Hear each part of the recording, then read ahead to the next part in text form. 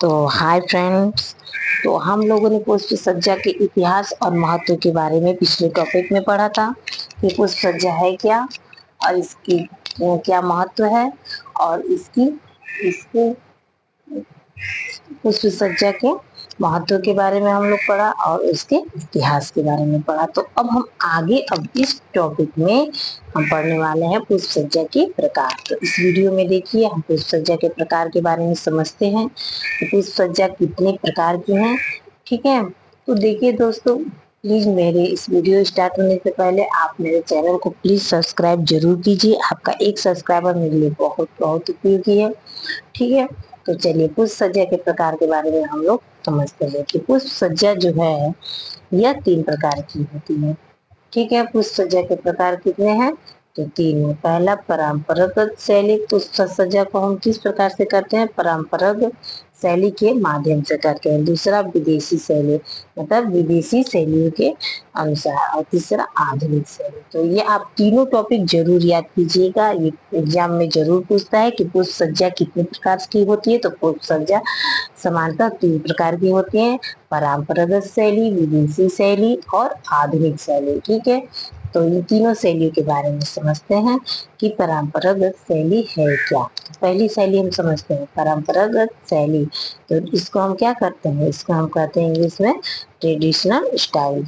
ठीक है, प्राचीन काल से ही या प्राचीन काल में जब इसका क्या हुआ, उद्भव हुआ, प्राचीन काल में इसका जन्म हुआ, इसलिए इसे परंपरागत शैली कहा जाता है। इसमें फूलों की प्रधानता तथा पात्रों का कम ज्ञान। इस प्रकार की शैली में फूलों की प्रधानता ज्यादा थी और पात्रों पर कम, मतलब हम फूलों पर ही विशेष ध्यान दिया करते थे। पात्र हमारा किस प्रकार का है, किस प्रकार का नहीं है, उसकी डिजाइन, उसका रंग, उसका आकार, इस सब पे ध्यान नहीं दिया जाता है। विशेषता किस पे ध्यान जाता था? तो फूलों पे ही परंपरागत शैली में ध्यान दिया जाता था। और विदेशी शैली किस प्रकार की शैली है?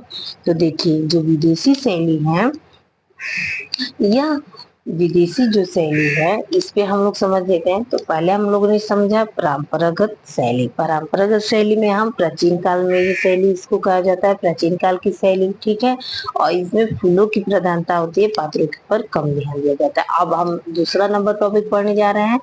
दूसरा नंबर क्या है? विदेशी शैली। विदेशी शैली देखिए क्या है, इसको वेस्टर्न स्टाइल भी कहते हैं। ठीक है, तो क्या कहते हैं? Western style. इसमें जापानी शैली, पूर्व देशीय शैली, लटकती हुई पुष्प सज्जा भी कहते हैं। इसे हम क्या कहते हैं? जापानी शैली। इसको हम प्राचीन शैली पहले कहते थे परंपरागत को, और विदेशी शैली को क्या कहते हैं? जापानी शैली। विदेशी शैली को क्या कहते हैं हम? जापानी शैली कहते हैं।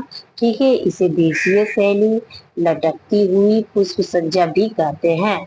जब इसे विदेशी शैली, जापानी शैली और देसी शैली और लटकती हुई पुष्प सज्जा भी कहते हैं। तो आपके एग्जाम में पूछ दिया जाएगा कि लटकती हुई पुष्प सज्जा किसे कहते हैं और जापानी शैली किस प्रकार की शैली है। तो ये सब कैसी शैली है? ये आपकी विदेशी शैली है। जापानी फूलों की सजावट में आत्मा के हुनर को प्रदर्शित करना चाहते हैं। उनका मानना है कि मानव जीवन अल्पकालिक है किंतु आत्मा सदैव अमर रहती है। मानव जीवन, जापानी फूलों में सजावट में आत्मा को क्या किया गया? अमृत, ज्यादा उसको महत्व दिया गया है। और उनका मानना है कि इसमें क्या है, इसमें मानव जीवन अल्पकालिक है। मानव का जीवन तो बस क्षण भर का है, कभी भी कुछ भी हो सकता है, लेकिन जो आत्मा होती है ना, वो सदैव अमर रहती है। यही जापानी शैली में माना गया कि आत्मा क्या है? सदैव अमर है। वर्तमान में जापान की पुष्प सज्जा इकेबाना तथा यह सबसे ज्यादा लोकप्रिय शैली। वर्तमान में जापान की पुष्प सज्जा का क्या नाम है? इकेबाना। तो आप लोग इसको याद कर लीजिए कि इकेबाना क्या है? तो जापान की एक पुष्प सज्जा है। इकेबाना जापान की एक पुष्प सज्जा है तथा यह सबसे ज्यादा लोकप्रिय शैली है। ये क्या है? सबसे ज्यादा लोकप्रिय शैली है। तो हम लोगों ने विदेशी शैली, हम लोगों ने क्या पढ़ा? पहले परंपरागत शैली पढ़ा, विदेशी शैली पढ़ा, अब हम पढ़ते हैं आधुनिक। ठीक है, तो इस प्रकार से अब हम आधुनिक के ऊपर पढ़ेंगे।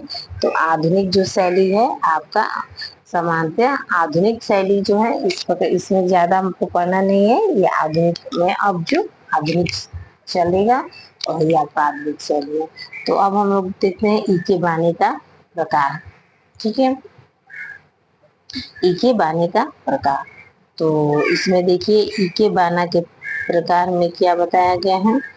इसमें लिखा है पहला रीका, इसमें सबसे लंबी टहनी लंबे पात्रों का प्रयोग, सबसे लंबी टहनी और लंबे पात्रों का प्रयोग किया तरीका में। और इस प्रकार की सज्जा स्वर्ग को इंगित करती है। इस प्रकार की सज्जा किसको इंगित करती है, स्वर्ग को इंगित करती है। शोका, शोका दूसरा है शोकारिका के बाद शोका, ये 15वीं शताब्दी से शुरू। इसमें सैल, अलमारी, फ्रिज आदि का प्रयोग किया जाता है और यह कम ऊंची सज्जा है।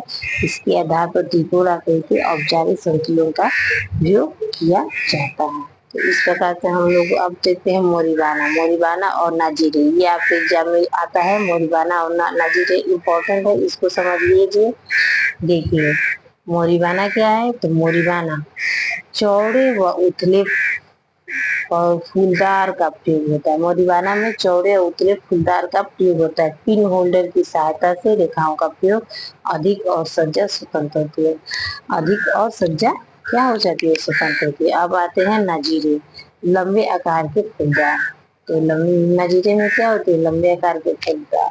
मोरीबाना में चौड़े और उथले फूलदार का प्रयोग और इसमें पिन होल्डर की सहायता से सज्जा की जाती है। तो इस प्रकार से हम लोगों ने पढ़ा सज्जा के प्रकार के बारे में। धन्यवाद।